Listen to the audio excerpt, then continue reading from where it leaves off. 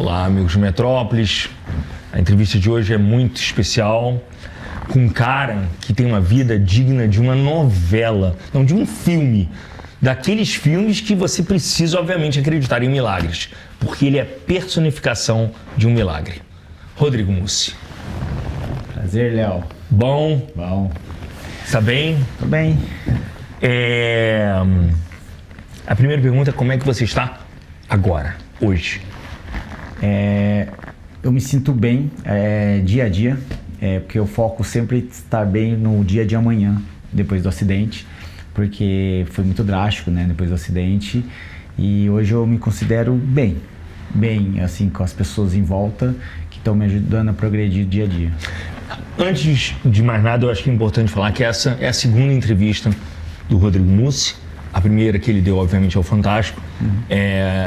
Ainda logo depois, durante a recuperação, né? Já em casa. Quero agradecer a você por isso. E dizer que eu ouvi há um mês atrás, lá no Amazonas, e eu percebi uma mudança muito grande de lá para cá. Nesse um mês, eu percebo você mais forte, mais sadio, saudável. E como é que foi isso, essa mudança em tão pouco tempo, tão grande? Inclusive da sua própria cicatriz. Sim, melhorou, né, um pouco, né? Muito. Assim, o que eu falo pode ser até redundante falar, mas o esporte e o trabalho foi uma bênção nesse tempo para minha recuperação. Até eu falo que o Júnior, meu empresário, me colocou bastante para trabalhar. Isso abriu horizontes na minha mente, na minha cabeça, para cada vez mais ficar para trás do acidente e focar ainda mais na mente ocupada. E o esporte é fundamental, o esporte e a alimentação. Tá, mas me explica, porque houve um momento durante essa sua recuperação de baixa emocional, de queda emocional, de tristeza, obviamente grato pela vida, né? Mas dentro de uma limitação, houve isso? Assim que eu acordei, tomei consciência, né? Os médicos já acharam que foi algo sensacional, tá andando, tá falando. Mas eles falavam que a grande maioria dos traumatismos cranianos, as pessoas saem em depressão profunda. E ali no hospital, em recuperação, quando me falaram isso, eu falei, não vai acontecer. Eu saí do hospital, fui para minha casa, né, aí sozinho, e aí a depressão começou. E é uma depressão que te puxa muito para baixo. Eu posso te falar que essa é a maior batalha da minha vida. Eu já tive várias batalhas na vida, mas essa foi indiscutivelmente a pior, ou a mais forte. Essa, da recuperação. E a gente não está, desculpa te cortar, a gente não está falando só das limitações físicas, então. A gente está falando da questão psicológica, que não é visível.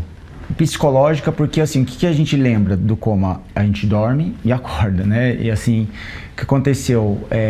A minha vista não voltou igual era antes, né? O grau caiu bastante. E não estava sentindo sabor, cheiro das coisas. E ali pra mim foi drástico aquela vista daquele jeito, né? E enxergo normal, com óculos, lente, mas dobrou o grau dos olhos, né? Que é muito pouco, que é de 0,75, mas foi mas começou assim de um dia pro outro, praticamente foi que é ao longo da vida esse que dobra às vezes o grau e o meu não.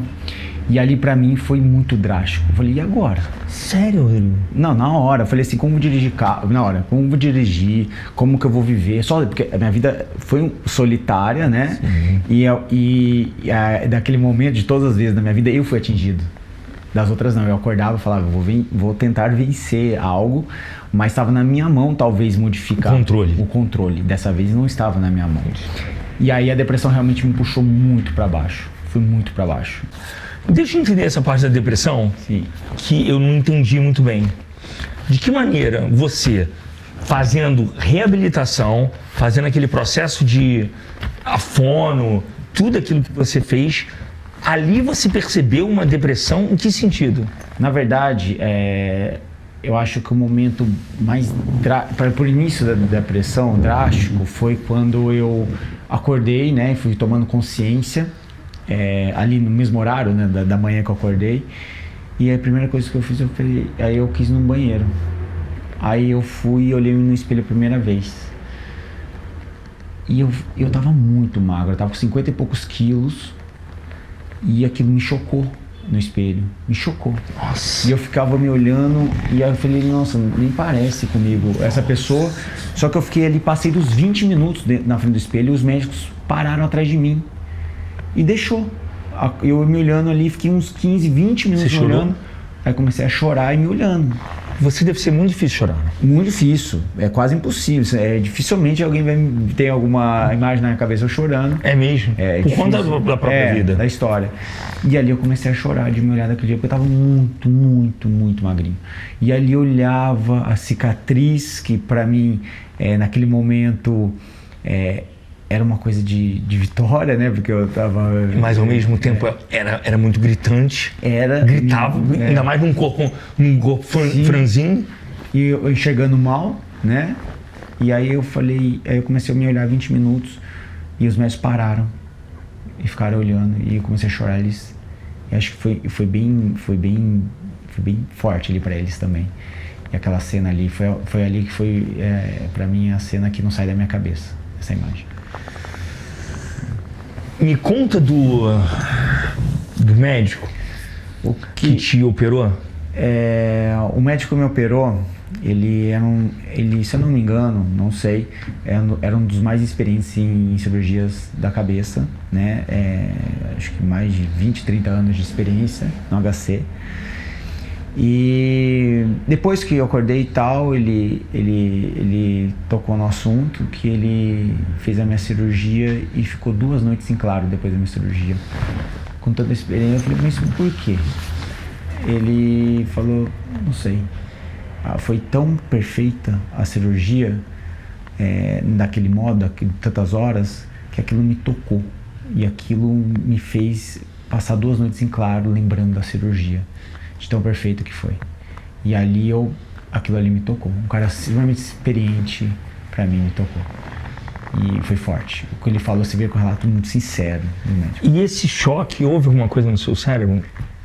O que acontece? Vem um laudo agora, né, da neuropsicologia, que faz o desenho do cerebral, né, e com o psiquiatra. E uma coisa que foi pra mim também me tocou agora essa semana, que aí teve a finalização desse desenho depois de 3 meses, que falando das coisas que é antes e depois, o que mudou antes e depois, mas uma coisa foi forte pra mim, que foi atingida as emoções do meu cérebro, né, no impacto, e foi curado ele falou o nome lá, não sei do que, diminuir a impulsividade e a ansiedade. O choque? O choque. E aí foi uma coisa das emoções que foi tocada de ter que vai ser percepção mais ao longo prazo. Longínqua. Que a impulsividade, a ansiedade diminuiu drasticamente. Que era uma das... Era a minha pedra no sapato. Não, e era uma das principais características ali naquele jogo. Sim, a vida foi assim, né? Vida. A ansiedade me atrapalhava muito. Então, a impulsividade sempre me atrapalhou e aquilo ali... Pra mim foi uma coisa que me tocou bastante quando ele falou isso. Eu falei, então, um acidente que era pra eu ter morrido, eu voltei e fui curado de algo que era uma pedra no meu sapato. E aí isso é a ciência da medicina, loucura. Né? Não é que loucura isso. Forte, né? E aí pra mim foi uma coisa que me pegou, assim. Mas só voltando... Esse controle que você tinha sobre a vida, apesar de tantas batalhas. Sim. Vamos tentar aqui descrever, porque o Rodrigo não mostrou isso no Big Brother. Sim. Aliás, nem sei se você pode falar aquilo que você contou, porque quando ele estava lá no Big Brother, viu-se um jogador extremo, Sim. né? Árduo, jogando 24 horas por dia, mas que não expôs os dramas pessoais, não expôs em nenhum momento. O que para muitos isso poderia ser uma virada de jogo, um drama pessoal. Por que não? Léo, eu sou uma pessoa que não gosta de usar muletas na vida. Muletas para as pessoas... Metafóricas. Tipo, muleta na vida. Eu sou um cara, talvez, que espelha em tentar que as pessoas tenham força para vencer algo de dificuldade na vida. Vamos traduzir? Você não gosta que tenha pena de você. Exato. Você não gosta disso? Eu não usaria minha história dentro do Big Brother para as pessoas. Ai, tadinho, ele... Tadinho não é algo que vai te... Não é uma coisa que me traz algo de nem novo. positivo. Nem positivo. Nada de positivo. Ouvir um tadinho do Rodrigo Mussi. Não é uma coisa que eu gosto que as pessoas tenham carinho por mim por isso. Perfeito. Não tenho por pena, mas por admiração. Pela minha luta, pela minha vitória. E ali, acho que no Big Brother, eu realmente entrei com essa força de ganhar. Porque eu vim do mundo, né, de business, de vendas. E saí em dezembro pra estar ali no Big Brother. E eu acho que realmente eu exagerei do modo que eu entrei, porque eu entrei ali pra jogar e as relações ali de começo ficou de segundo plano e eu entrei muito com a cabeça focado no jogo. Eu acho que eu extrapolei, poderia ter esperado mais, eu ouvi muito feedback disso daí, só que aquela mesma força de tentar vencer o Big Brother, talvez teria que ter sido menos, mas não foi em vão. É a mesma força que eu fiz para lutar, para vencer, tentando vencer essa depressão que me pegou depois do acidente. Foi exatamente a mesma força. Caramba. Mas essa força faz parte da sua vida toda. Faz. Essa mesma força do acidente do seu pai. Sim. Sua questão familiar, é a mesma força? Dessa vez foi mais. Foi mais? Foi mais. Dessa vez eu... Porque você mesmo, como você mesmo estava falando, você não tinha um controle total. Não tinha controle total. Não estava com os sentidos aflorados como sempre foram, né? E ali me pegou. Ali me pegou de uma maneira que a luta... Eu fiquei... Será que eu vou conseguir dessa vez? Eu até falava... Dessa vez tá pesado, senhor. Eu falava pra Deus, agora tá pesado. De todas as vezes foram pesadas, né? A morte do meu pai, os problemas familiares, depois a volta da Austrália. Foi muito difícil, passei muito perrengue, mas dessa vez eu tava num momento drástico, debilitado. E aí eu acordei e falei, eu não posso perder. Dessa vez, de novo, eu não posso perder. Não era uma ganância material naquele momento, era uma ganância... não gosto de falar da ganância, mas de vencer, de tentar vencer aquela coisa que me puxava tão para baixo. E aquilo ali foi muito forte para mim. Tá sendo uma batalha muito forte. Você procurou ajuda médica? Teve ajuda médica. Você faz uso de medicamentos? De medicamento só, na verdade, o que acontece? Medicamentos, eu tava sem fome nenhuma, então medicamentos... Que pode ser também fruto dessa depressão. Dessa depressão, com certeza. Sim. E precisava me alimentar, senão eu voltava a ficar frágil, magreza e tal. E tive ajuda, lógico, a medicina foi fundamental nesses momentos. Você falou que essa foi a maior batalha, de todas. De todo, disparado. Porque assim, ainda... Vamos listar algumas batalhas que você já passou na vida? Sim. Pode? Pode. Listas. Eu acho que a infância eu não tinha muita noção do que aquilo já pra mim era já uma batalha, né? Das brigas dos meus pais ali, agressões, traições. Muito evidentes na tua vida? Na minha frente ali, tudo. Meu pai agredia minha mãe agredia meu pai. Era mentiras ali na minha frente com 7, 8 anos. Depois de adulto que eu fui saber... E a rejeição? A rejeição da minha mãe me expulsar, né? E quantos anos ela te expulsou? Com 11 anos de idade. 11. E fui morar com meu pai. E obviamente não existe nenhum motivo, razão para uma mãe fazer isso. Mas qual era a explicação, né? É que minha mãe parecia todo dia com homens diferentes dentro de casa. E eu e meus irmãos, bem pequenininhos, uma hora eu tinha uns ciúmes da minha mãe, né? Então, na época. E aí eu acabei um dia me revoltando e quebrei alguma coisa dentro de casa. Aí ela falou que não dava mais e realmente me tocou. Meu pai foi me buscar. E aí fui morar com meu pai, mas já sabia que era a segunda opção do meu pai, porque meu pai já estava casado com outra mulher. Então você não era bem-vindo Não sentia isso. Não parecia sentir bem-vindo, nem na sua segunda casa. Nem na segunda casa. Aí... Cara, isso... Nossa, Rodrigo. Isso para uma criança... Foi forte ali. Mas o que foi ali o escape ali, que eu morava num condomínio tinha mais da minha idade, mais 15 crianças. Então eu ficava na rua o dia inteiro ali e ali me formou muito aquela infância com aquela garotada estudando na escola pública e jogando futebol, pinando pipa. Você é fruto de escola pública? Escola pública. Que bom. E ali eu estudei em escola pública, me formou muito ali como pessoa, caráter, lá de São José? Lá de São José dos Campos. Meus amigos de infância, até hoje são meus amigos. Que bom. E me formaram muito e foi um escape de sair de casa todo dia para fazer alguma coisa na rua, né? E você percebe também que a sua dedicação ao estudo, à cultura, ao conhecimento, ao trabalho, isso também é outra via de salvação sua, né? Posso te falar, Léo, que nesse momento, tirando as coisas materiais novamente, o trabalho ele é uma benção. Ele é uma benção porque ele movimenta a nossa cabeça o tempo. Independente se tiver muito problema no trabalho, se você ama o seu chefe, se você não ama, se você faz o que você gosta ou não, no mínimo movimenta a sua mente, movimenta a sua cabeça e faz você reviver e pensar no outro dia como vai ser, amanhã como vai ser. Então estudar, trabalhar é uma benção da vida, assim, de verdade. E a gente percebia nessas 2 semanas que você teve no programa, que você tinha uma mente muito acelerada, né? Dá pra perceber, né?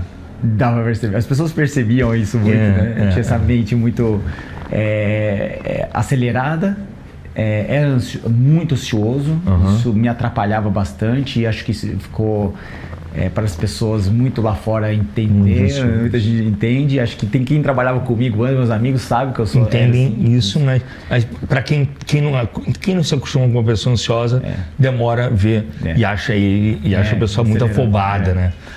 Eu sou ansioso, sei disso. Voltemos aos desafios da vida, aos outros desafios da sua vida. Você falou da saída para os seus pais? Da meu pai ali e tal. Aí meu pai realmente me tocou de casa com 17, porque realmente ali com 17 eu fui para fazer faculdade, morar. Por quê? Porque mesma coisa, ele era briga dentro de casa, aí ele chegou bêbado e tal. Com a outra mulher? Ele brigava, mas era pouco, menos que era com a minha mãe. Mas comigo ele me agredia muito também. Fisicamente. E aí... Você apanhou muito? Apanhei bastante. E aí, então, um dia, aí eu tava com 17 anos, um dia eu acabei colocando, empurrei um pouco ele no sofá. Aí ele viu que eu tava virando um pouco mais forte, mais homem. E aí eu falei, pai, não me agride mais e tal. E ele falou, então você sai de casa. Aí foi quando eu saí, fui fazer faculdade, fui fazer tudo sozinho. Que aí ele perdeu o controle físico. E usou o poder econômico, o controle econômico para te tirar de perto. E aí fui mesmo. Tinha mês que eu pagava aluguel, tinha mês que eu pagava faculdade, eu ficava revezando para ele sobreviver. Mas aos 23, 24 ele se aproximou muito de mim ali. E cada um morando na sua casa e tal. E ele ficou muito próximo. Você já formado? Quase formado já. Ele se aproximou muito de mim naquele tempo. E ele foi um pai mais legal, mais próximo. Ali eu entendi que eu tava ganhando um pai próximo. E aí numa noite ele me chamou pra sair e falou, filho, eu quero sair com ele. Ele me chamou pra sair uma sexta-feira. Eu falei, vamos. Fui sair com ele, ele falou, eu queria passar as coisas pro seu nome. Que tava no nome da mulher dele, sei lá, ele trabalhava na empresa dele, os carros, o apartamento, a casa. Eu falei, tá bom, pode passar, mas por que não? Porque eu tô separando. Eu falei, depois de 20 anos com ela, separando e tal. E nisso ele era de madrugada, ele saiu, nessa noite eu falei, eu vou seguir ele. Eu segui ele. Mas ele tava bêbado? Ele tinha bebido. Aí eu fui seguir ele bateu na mureta, eu vi lá perto da casa dele, Mas você seguiu por instinto? Por instinto, não sei, deu uma coisa meio seguir ele. Aí o carro dele voltando na mureta, eu saí correndo, segurei ele no colo, ele sangrava muito. Aí os médicos, o bombeiro chegaram, me tiraram de perto, eu senti que ele parou de respirar no meu colo, eu senti na hora que ele parou. Aí o médico legista veio e falou, seu pai? Eu falei, ele foi a óbito. Foi a hora que, eu falei, não é possível. Aí foi a óbito. Aí foi a hora que começou tudo ali foi forte. No momento que ele tinha voltado a ser pai. Sim. E ali ele estava sendo um cara que ele nunca foi. E ali ele foi embora. E aí foi drástico. E aí a gente também, infelizmente, na época a mulher dele pegou, né, tudo, né, que estava no nome dela. E sua situação financeira já não era boa? Não, era assim que eu já era gerente, eu era o gerente, na época fui o gerente mais novo do país, com 21 anos, do de qual empresa? Santander. E eu já tinha uma condição ali, já tava, por isso que esse negócio de querer logo, eu fui gerente, eu tinha uma condição, mas o do meio, o Diogo, estava se formando em Direito, e o Rafael era novinho e morava com o pai. E aí teve que sair de casa, foi morar com a mãe, e ela pegou tudo. E aí o Diogo virou advogado, um bom advogado. 10 anos depois, agora esse ano... O mais novo morava com ele? Morava. E aí tocou o mais novo, a ela... Ele, o mais novo, saiu de casa? Saiu de casa. E aí ela vendeu tudo, né, e pegou o dinheiro e... Vendeu tudo, justamente para não ter a questão de briga judicial. Sim, mas o Diogo formou um grande advogado, 10 anos depois, 10 anos agora, esse ano, começo do ano, ganhamos na justiça dela. Mas agora é tipo uma coisa que vai ser muito mais um parto para receber esse dinheiro. Não, até tipo, a gente recebeu, mas é perto do que eu poderia ter ajudado naquela época. Sim, tipo, sim, é outra história. É outra diferença para nós. Mas... Então receberam a parte do espólio. Mas bem pouco, perto da época que seria, né? Gente, entendeu? Que vida é essa? Foi loucura. E aí foi uma hora que a gente ficou muito mal. Muito mal, porque na justiça ele vendo ela frente a frente falar que... Falou o quê? Que meu pai não ajudava em nada, loucura. E aí foi meu pai que trabalhava, né? Então assim, foi uma loucura. Porque houve essa situação de... questionar se aquele dinheiro era proveniente do trabalho ou não do seu pai. Aí foi difícil ali. Foi uma coisa muito difícil para todos nós. Mas ali a gente tinha que vencer. De novo. Aí foi por isso essa batalha sempre, né? Aí depois... Além da perda dele. Aí quando eu perdi a perda dele, fui embora para a Austrália, né? Você foi morar na Austrália quanto tempo? Fui morar, fiquei 3 anos e pouco. Sydney? Trabalhei muito. Em Sydney? Gold Coast. Gold Coast, do outro lado. Em Queensland. Lá em cima. E trabalhei bastante, voltei, e aí recomecei a vida aqui, e aí foi esses 4 anos até 2017 que eu voltei até agora. Aí vai fazer 5 anos agora, no final do ano, que eu voltei e a vida mudou um pouco, né? E lá na Austrália? Foi muito bom. Sabe por quê? Uma coisa, eu já morei na Austrália também, e quando a gente vai para lugares muito distantes, e quando a gente chega nesses lugares, a impressão que se tem é que está começando uma vida nova, porque a gente não tem passado, a gente não tem futuro, a gente não tem... Ninguém julga a gente por nada. Ou pelo nosso pai, pela nossa mãe, não tem história. Você chega zerado lá. Zerado. Era isso que você queria? Eu cheguei lá extremamente perdido, né? Porque a gente não sabe o que vai vir e como vai ser o dia de... Né? Até semana que vem. Mas eu fui lá para trabalhar, fui trabalhar na construção, fui pedreiro, lavava louça, era barman, era tudo assim, e dormia pouco, ganhava dinheiro na Austrália, ganhava bem esses trabalhos, mas me fez muito diferente, assim, ver as coisas de maneira diferente. O que? O trabalho braçal? Braçal. Trabalho braçal. É muito valorizado. Assim, a gente acha, não, tem que ser valorizado. Tem que ser muito valorizado. Exato. Exatamente. Mas eu queria falar sobre a sua mãe. A gente falou sobre o seu pai. Sim. Sua mãe está viva. Sim. Mas desde que você foi expulso de casa, aos 9 anos, sim, a relação nunca foi mais uma boa relação, né? E como é que foi de lá até agora?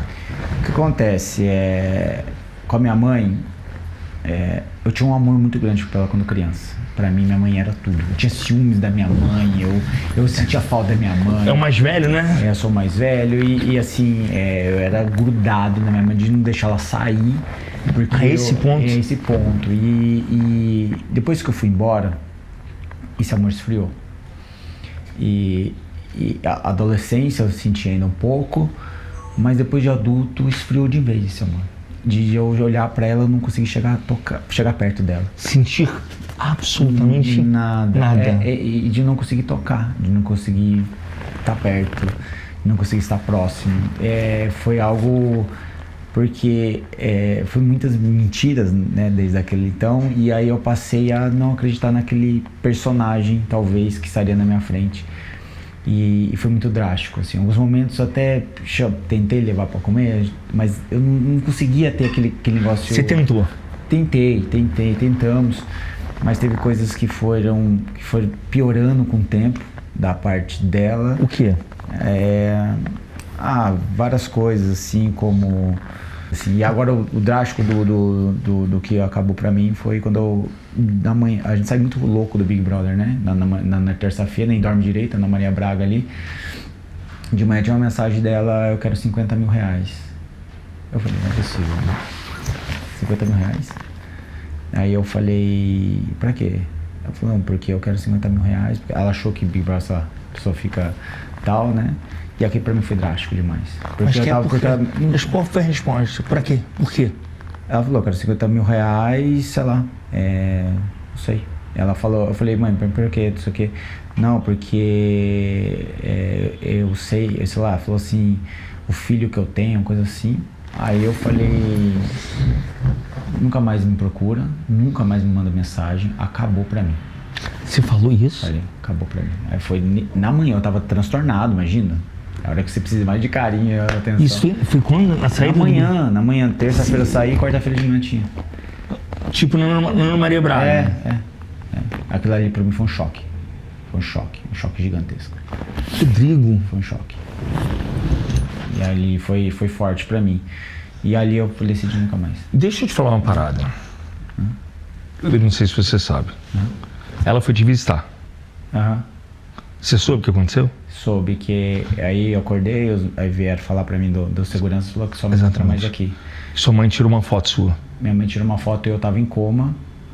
E as câmeras pegaram, ela saiu, os seguranças pegaram e fiz ela deletar as fotos. Aí falou que minha mãe não entrava mais no hospital por conta disso. Eu acordando do coma, falei, normal, já sabia que...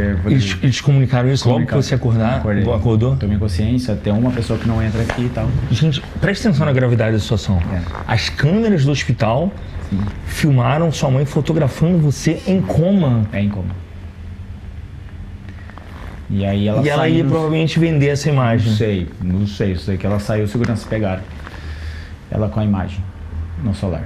Aí quando eu acordei, falei, ela não entra, não foi ninguém que me contou, foi o hospital. Sua mãe não entra aqui. Entendi. E aí eu falei, eu acordando do negócio ainda, né, do acidente, né? Então você imagina, foi drástico o negócio. Drástico. Rodrigo. Eu não gosto de falar, não gosto de usar, tipo, tadinho, não, mas é forte. Rodrigo. Tudo isso é forte. É muito forte. Ainda mais quando eu vejo as mães aí, eu fico até com ciúmes. Assim, eu queria. Porque você vê o carinho com os filhos dos meus amigos, eu fico assim, bobo de ver, sabe? Não, eu fico questionando, inclusive, como é a formação de um homem que teve uma base familiar assim, em relação até mesmo a formação da sua família. Que você vai formar. Eu falo para as pessoas assim, meus amigos que têm pais saudáveis emocionalmente, pai e mãe, eu falo para eles assim, agradeça todos os dias a Deus. Não é dinheiro, não é fama, não é isso. O meu sonho é ter essa base, porque me transforma um homem muito melhor se eu tivesse essa base. As lutas que eu tive internamente para desconstruir muitas coisas, demorou muito e foi uma luta muito grande, mas por causa da minha criação. E eu falo para as pessoas, a sua maior riqueza é ter os pais saudáveis, emocionalmente. Só mais umas perguntas.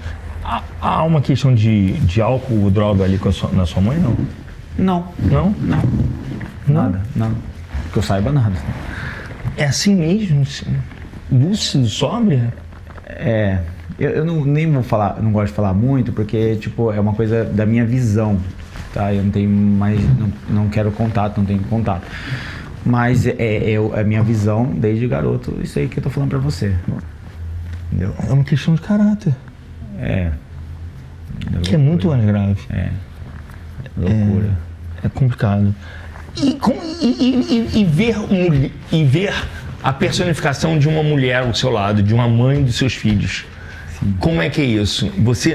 Você deve ser muito mais criterioso do que qualquer outra pessoa hoje em dia. Quer dizer, depois de passar por uma vida dessa, sim, eu acho que você deve ficar se olhando qualquer mulher que está do seu lado, já fica vendo qualquer ação dela. Estou errado ou não? Eu sou um cara perfeccionista de olhar desse jeito, mas os relacionamentos que eu tive nunca foram prejudicados por isso. Na verdade, os relacionamentos ficaram difíceis por eu ter esse medo. E assim, uma coisa que eu tive, agora eu tenho mais consciência, né? Mas antes eu não tinha, né? Mas agora eu tenho mais consciência. Eu não quero, eu tenho assim, será que a pessoa que está comigo é porque é uma carência emocional ou porque eu amo? É uma coisa que dá confusão direto. Porque será que é uma carência emocional ou será porque eu gosto de verdade? Entendi. É uma coisa que sempre foi uma luta. E as pessoas que estavam comigo não tiveram culpa. Foi uma coisa minha, porque eu era inseguro, né? Causava insegurança. Sim, inseguro? Não, assim, não no dia a dia e tal, normal, mas assim, porque a insegurança que minha mãe me causou me traz um pouco a insegurança do relacionamento. Lógico. E aí isso me causa bastante insegurança e os relacionamentos não foram pra frente, até que eu tô aqui solteiro hoje pra você, muito por conta desse relacionamento que é um pouco tem essa dificuldade, porque eu não posso fazer das pessoas suprir minha carência emocional. Perfeito. Tem que ser realmente um amor sei lá, no meu caso, entre homem e mulher. Perfeito. Não é para preencher nenhum buraco que tem no seu emocional. Sim, exatamente. Isso foi uma luta muito grande de tentar identificar o que era. Perfeito. E como é que tá a vida emocional? A vida emocional, Calma aí, antes de você falar, no Big Brother a gente noticiou alguns relacionamentos que você tinha aqui fora. Sim. Você tinha alguém aqui fora? Na verdade, eu tinha, sentimentalmente falando, eu era realmente apaixonado por uma pessoa. Quem era? Não pode falar. Não. Mas eu era apaixonado por essa pessoa e pós-acidente... Você entrou apaixonado? Entrei apaixonado e pós-acidente foi uma pessoa que realmente foi um apoio muito forte para mim ali. E é uma pessoa que realmente, se você falar de sentimento, é uma pessoa que eu tenho sentimento. É mesmo? Sim, tem sentimento, não se esquece uma pessoa de um pro outro. Claro, mas e aí, você não teve nada com ela depois? Como assim depois do acidente? Depois do acidente. Não, mas assim, eu não consegui nem pensar nisso, né, Léo? Porque eu tava muito assim, acordando, pra cama, conversei assim, a depressão é muito louca, né? Tá, mas ele já faz algum tempinho já. Já faz. Então você tá namorando? Não. Não estou namorando. Vocês estão tentando? Não, também não. Também não. Você tá totalmente solteiro? Hoje eu tô totalmente solteiro. Mas, assim, falando de sentimento existe sentimento, não tem como falar que não. O pós-Big Brother, você ficou quanto tempo antes do acidente? 2 meses quase ali. 2 meses até o acidente? Sim. Foram intensos. Foram intensos. Você pegou muita gente. Não, quem dera. Não. Quem dera. Não pegou, não? Não. Pegou quantos? Não lembro, mas... Não, para, Rodrigo. Para, cara. Você viveu intensamente esses 2 meses. Não, eu saía muito, meus amigos comigo, vivi bastante. Aquela menina que você foi visitar antes do acidente, você tava ficando com ela? Ou não? Qual? Você não foi num apartamento antes? Qual? No dia do acidente, você, depois do estádio de futebol, Você não foi no apartamento de uma amiga? Foi. Você tava ficando ali? Não, Não? foi uma coisa que a gente tava conversando e tal. E foi isso, não. Não, não tem nada de errado, foi vivendo a vida. Sim. Eu não lembro muito do dia, né? Essa desculpa é ótima. Essa desculpa é ótima. Mas eu queria que você me dissesse o que ficou disso tudo, sabe? O que ficou dessa lição toda? Hoje as pessoas nem te veem mais tanto como ex-Big Brother. Sim. Não há nenhum demérito nisso, mas não te veem mais como ex-Big Brother. Eu fiquei uma coisa muito impressionada ali em Parintins, lá no Amazonas, quando anunciou seu nome na arena, a gritaria, e só falou-se Rodrigo Mussi. E eu falei, e você, eu acho que também ficou muito impressionado. O carinho me impressionou. O carinho no Nordeste, no Norte, me impressiona. E lá foi a primeira viagem minha. Eu estava ainda lutando para sair da depressão, me colocaram na viagem e eu aceitei. E ali me transformou a minha cabeça aquela viagem. E no Norte foi algo que eu vou guardar o carinho pro resto da minha vida. Porque foi o primeiro passo, pilar, para eu começar a tentar vencer o acidente, depois do acidente. Então, uma coisa que os médicos do HC foram fundamentais, o HC foi fundamental. O carinho, o tanto de gente lá no Norte que eu vi, aqui nas ruas, toda gente que vem quer tirar foto, falar comigo, mas eu orei por você, eu rezei por você. E isso que eu mais ouvi ali. Isso é forte. Isso pra mim é forte. Isso, tem gente assim que vem no supermercado, na rua, e assim, a primeira coisa, antes de pedir alguma coisa, eu rezei por você, eu orei por você. Isso pra mim, o meu coração me estremece. Você entende o que significa isso pra quem teve esse vazio de um amor materno? É gigante. Você entende? Hoje eu tô tentando ainda entender isso. Olha só. Eu não quero usar aqui a palavra Deus, né? Mas a vida te tira uma coisa, mas te dá outra. Sim. Numa proporção gigantesca, você tá entendendo? É algo assim, Léo, que me toca ainda, tá? Me toca. Até ontem eu postei que eu engordei já os 30 quilos. Eu tô malhando, andando de bike todos os dias. Tô me dedicando pra isso. A sua situação em São José, você acha que não estaria tão boa quanto aqui em São Paulo se não fosse o trabalho? O trabalho realmente movimenta, não tem como. A cabeça, quanto mais eu trabalho, mais eu assim, impressionante como o meu rosto muda à noite depois de um dia de trabalho. São José, eu sou apaixonado por lá, mas aqui realmente o trabalho, tudo está acontecendo por enquanto em São Paulo e é forte demais, minha cabeça movimenta e é muito bom. E quer acabar de falar? Não, pode falar. Não, eu queria que você falasse desses trabalhos, com as marcas que já te procuraram, com as marcas que você já fechou, eu soube da blusa, com as frases que você usa, que você sempre usa. Eu queria que você falasse sobre isso.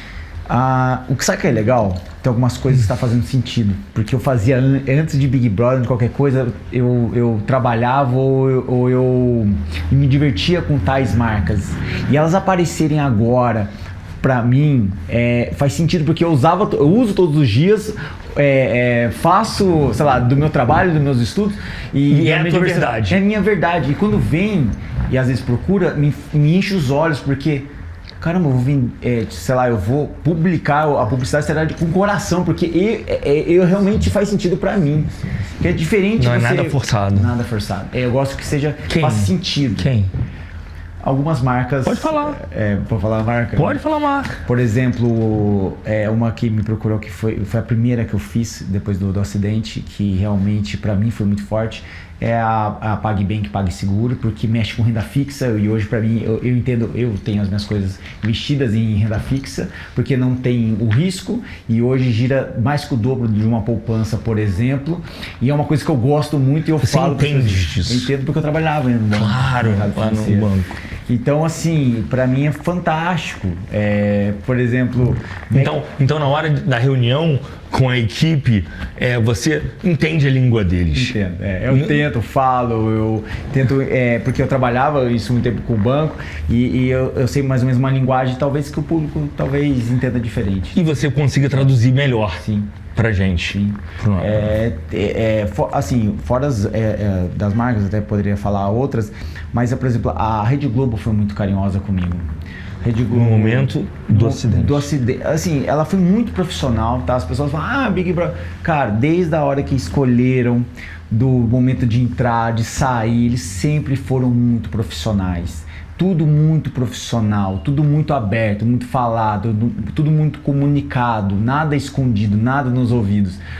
E fora, depois do Big Brother... Não havia nenhuma proibição? Nada, não tinha nada de política? Não, nada. O Big Brother, pra mim... Era só questão de marcas mesmo? Só marcas de roupa e tal, mas eles escolhem lá. Mas o quanto eles foram profissionais durante o processo...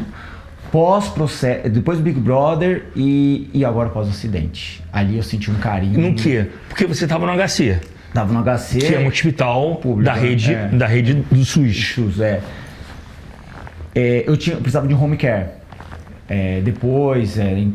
Logo depois do hospital, e custava um valor muito alto naquela época, e a Globo, ela cobriu sem pensar, ela entrou sem pensar duas vezes. E foi fantástico, assim, não sei o que eu posso falar, a minha percepção da Rede Globo foi muito carinhosa comigo. Desde antes, profissional demais com as coisas.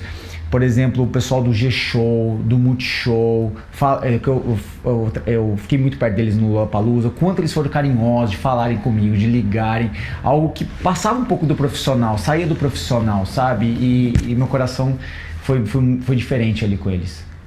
E isso estreitou ainda mais a relação de vocês?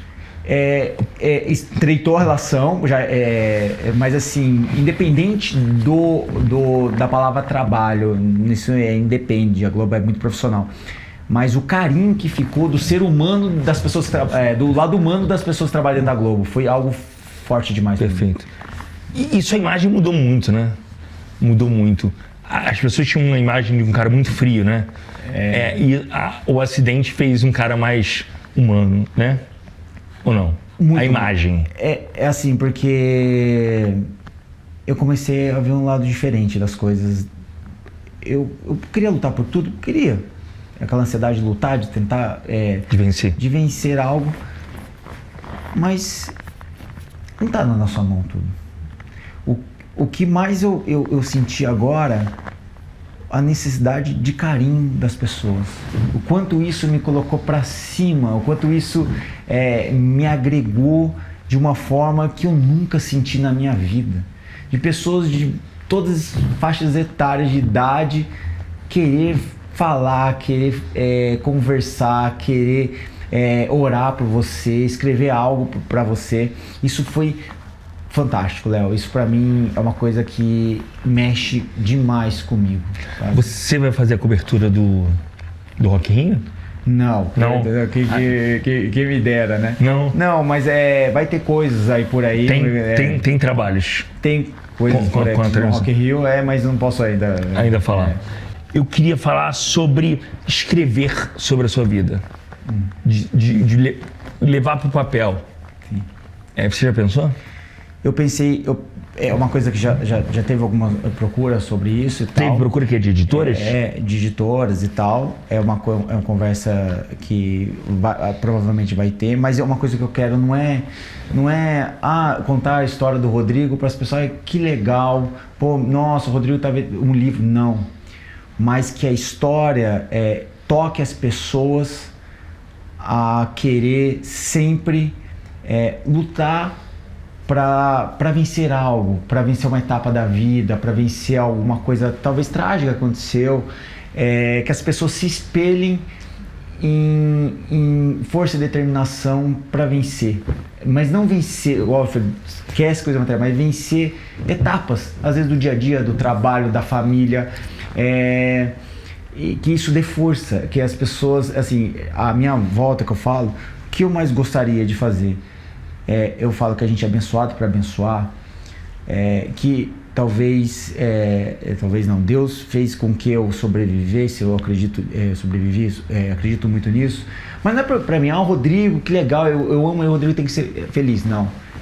Através da minha vida impactar outras vidas, através da minha vida abençoar outras vidas, de uma maneira, talvez uma palavra, talvez um livro, talvez um abraço, é algo que a gente possa fazer pelas pessoas. Impacto. E não seja individual, só pra mim, um presente pra mim, então não tem graça, entende? Então a gente é abençoado para abençoar por causa dos outros. Eu acho que a gente tem que pontuar muito essa questão do pós-operatório e da luta psicológica.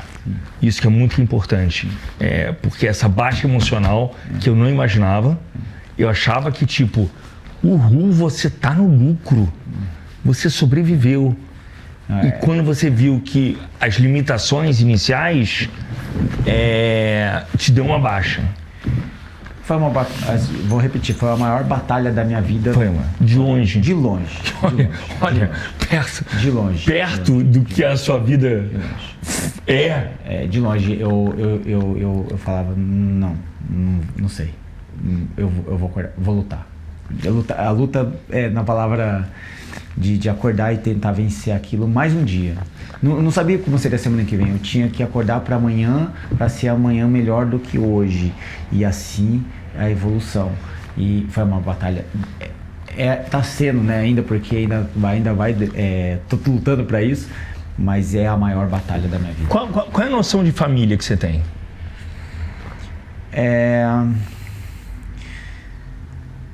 Olha, de verdade, família é uma coisa pra mim, um assunto extremamente delicado, foi a vida toda delicado. E eu não senti ainda na minha vida o sentimento que outras pessoas têm, de real ter a família ali. Você nunca sentiu? Nunca. Não, tipo, você não lembra de um Natal? Natal? Tinha Natal da avó, que os tios e tal. Mas assim, o dia, eu acho que assim, essas reuniões normalmente aconteciam, talvez. Mas o dia a dia, aquela segunda, aquela terça, aquele dia que você precisava de um esforço para tirar uma nota maior, para estudar mais, aquele tapa nas costas para você, vou ver você jogar um futebol, filho, você vai ser um vencedor. Isso não tinha. Então, eu realmente não sei falar para você, porque eu nunca tive. É uma coisa que eu sonho. Eu sonho, mas eu não sei. Realmente o sentimento real de uma família.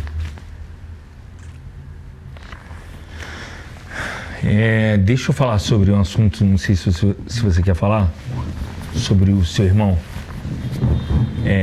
O que houve? Olha, Léo, o meu irmão foi fundamental para mim. Estamos falando de Diogo Mussi, o advogado, é o segundo. Eu fiz uma entrevista com ele na época que ele estava confinado, né? Sim. Aliás, podemos contar isso? Que quando você saiu, o pessoal do Big Brother tinha visto essa entrevista que seu irmão me deu e falou: Rodrigo, você não falou nada disso na casa? Você não falou o que teu irmão falou na entrevista? Do que você passou com a tua mãe, do que passou com o teu pai? Ouve isso, não ouve? Teve gente que contestou por que até depois do acidente, dentro da Globo também. Por que você não contou essa história? As pessoas iam amar a história da sua vida. Eu falei, porque eu não gosto de ficar usando... Peninha. Não quero peninha. Mas voltemos. O Diogo Mussi, que é um advogado que esteve à frente da comunicação entre o Estado, entre o que acontecia dentro do HC e o público. O meu irmão, como eu falei, foi fundamental, né? Acho que nesse período aí pós-acidente. E são coisas assim internas. Família para mim a vida toda foi delicado.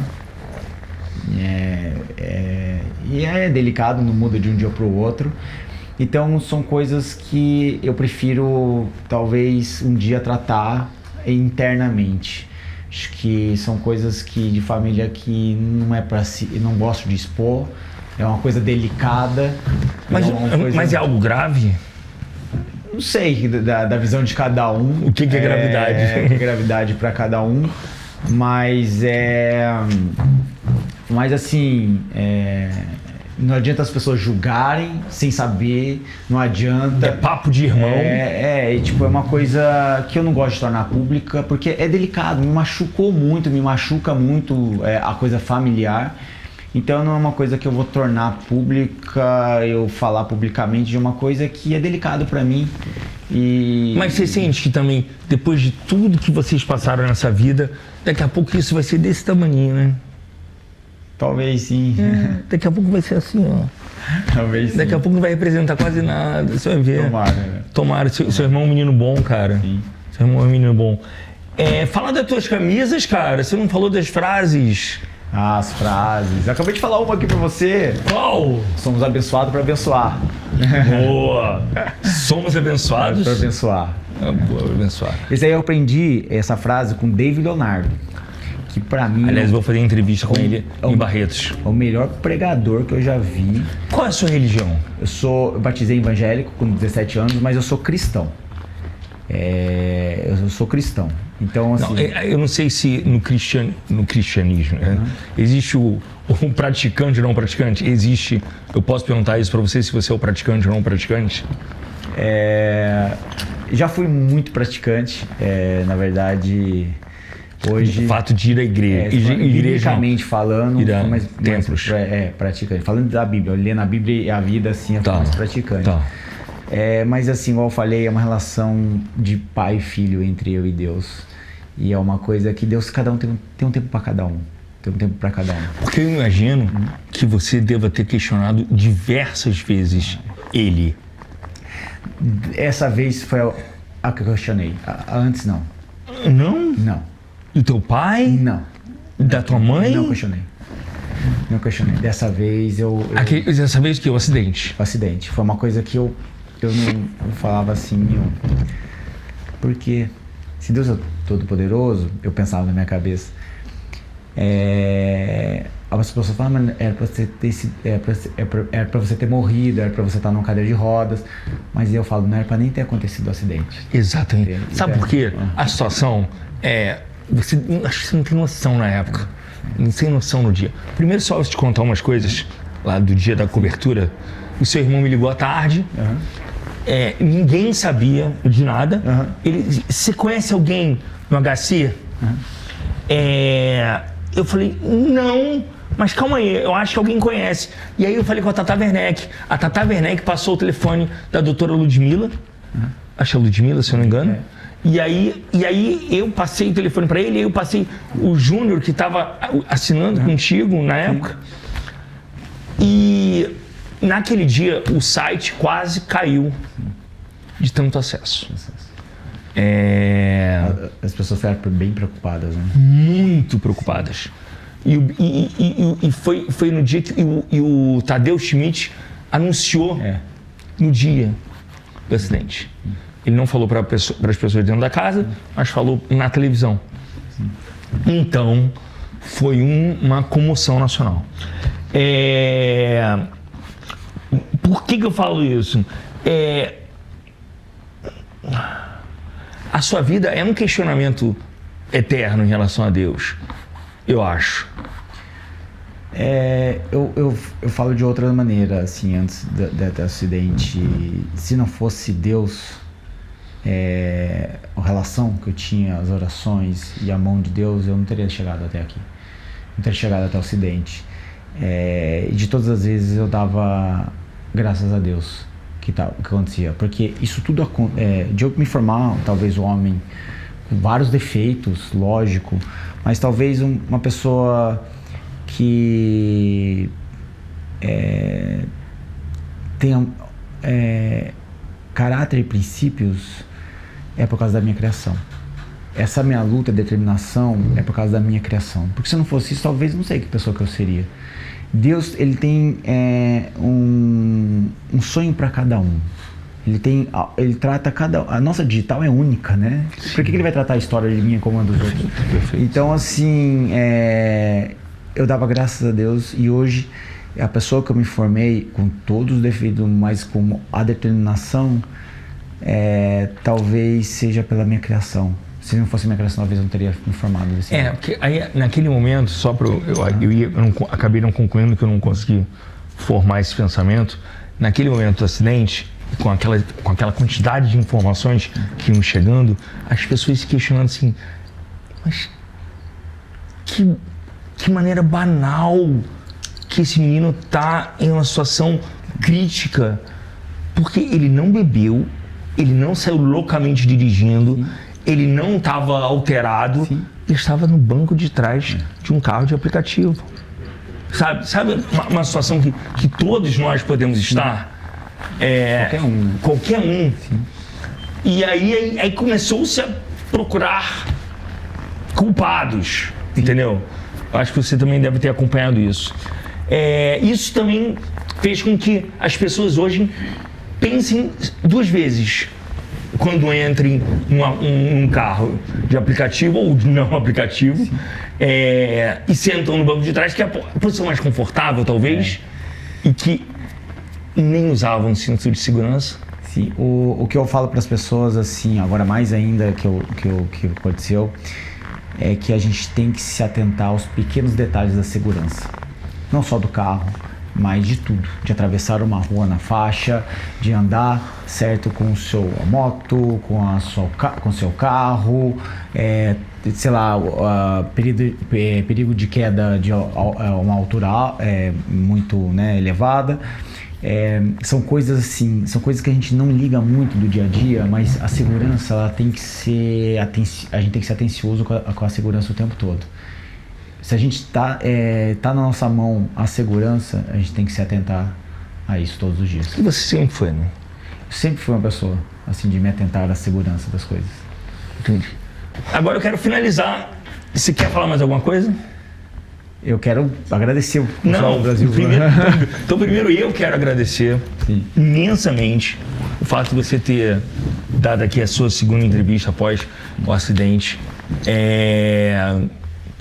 e ter aberto essa sua história. Sim. Obrigado pela confiança e, cara, que a sua história sirva de motivação para muita gente que às vezes está numa situação bem mais confortável, sim, mas que acha que não, que está muito pior que você. E ainda assim, a superação após a superação, que foram 2 superações que você passou. Quero agradecer por isso. Obrigado, Léo, pela entrevista. Feliz demais. Foi a primeira vez que eu falei de tudo que aconteceu pós-acidente, realmente, que é a realidade, né? Que você falou, as pessoas olham, tá bem, tá... Não. É uma coisa muito forte por trás disso daí. Então eu me senti à vontade de falar disso, porque é uma coisa que tá passando, graças a Deus.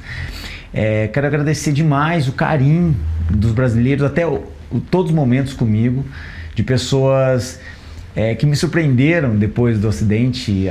Você falou da Tata Werneck, super carinhosa de algumas coisas que ela fez, né, do HC. Você foi muito boa. Pessoas que foram incríveis nesse processo pós-acidente.